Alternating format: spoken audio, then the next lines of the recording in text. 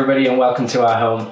My name's Nick, one of the content designers here at Glowforge, and I'm going to show you one of the ways that I keep this little bundle of energy entertained while we're all stuck at home together. Our toddler's about to turn 2 and he loves puzzles. He's currently going through his fire truck phase, and so I thought it'd be fun to show you how to make a fire truck puzzle using free Google software and a fire truck icon that you can download online. Now let's start with the design. I know I need a simple frame to hold the puzzle pieces, so I'm going to jump into Google Drawings and draw a rounded rectangle. I think it'd also be fun to add some text, so I'm going to type out the siren noise and I'm going to pick a fun font.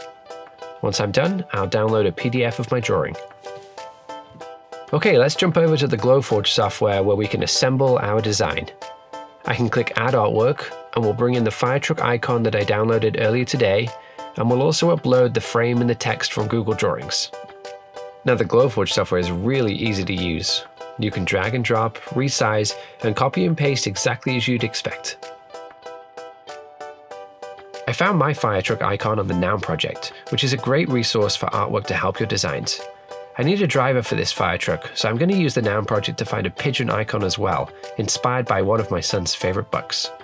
I can download a copy, upload it straight to Glowforge, and then drag it into position. Now my idea is to print the driver's window from clear acrylic so the pigeon can be seen underneath. So I'll position the pigeon and copy and paste the pigeon and the back panel at the same time so I know the pigeon will print in the right spot. Once I'm happy with my layout, I'll hit print and send my design to Glowforge.